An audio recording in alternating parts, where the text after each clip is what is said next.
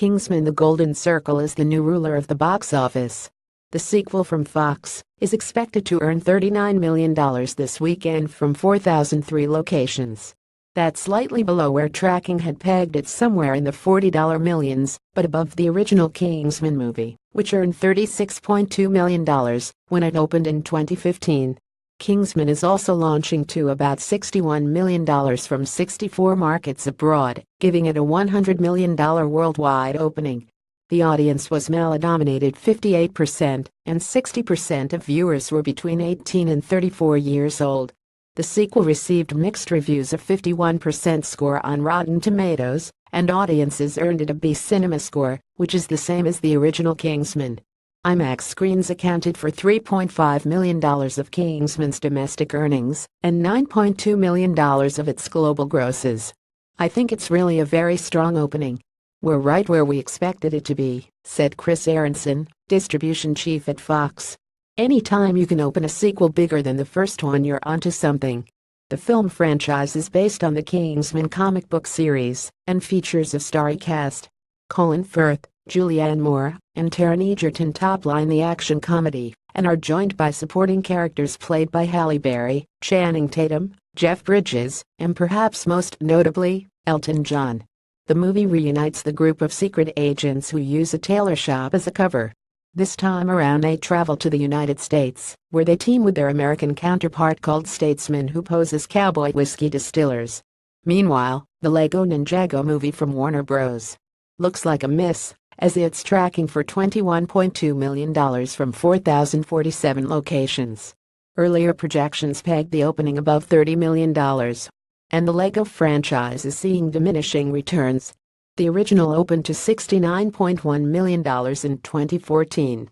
Then, the Lego Batman movie opened earlier this year to $53 million. The latest movie is connecting with an especially young audience. 46% of viewers were under the age of 18.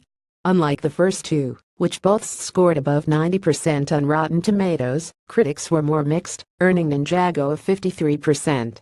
"I was hoping that it would have a more broad audience, and I'm still hopeful," said Jeff Goldstein, distribution chief at Warner Bros., who said Ninjago is a more niche story than the previous Lego movies. "They're different stories with different potential," he said. Billed as an animated action comedy martial arts film, 3 directors are at the helm for Ninjago: Charlie Bean, Paul Fisher, and Bob Logan. The voice cast is comprised of Dave Franco, Justin Theroux, Fred Armisen, Abby Jacobson, Olivia Munn, Kumail Nanjiani, Michael Pena, Zach Woods, and Jackie Chan. There's also Entertainment Studios' horror entry Friend Request, which is barely registering. The film is tracking for a $2.4 million opening from 2,573 locations. That leaves Warner Bros. and New Line sit in second for the weekend, $30 million from 4,007 theaters. Earlier in the week, the blockbuster passed The Exorcist to become the highest-grossing horror movie of all time.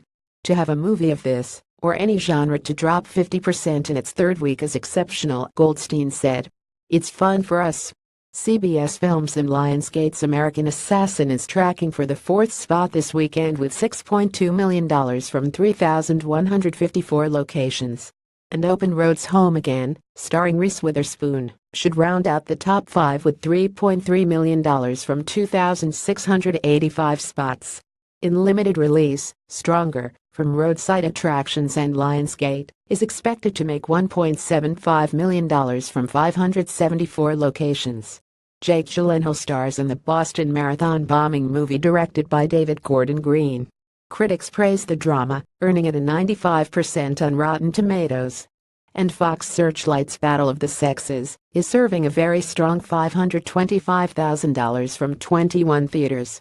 The sports biopic from Little Miss Sunshine directors Jonathan Dayton and Valerie Faris stars Emma Stone as Billie Jean King and Steve Carell as Bobby Riggs. The distributor plans to add 65 markets to expand to up to 1,200 locations for September 29.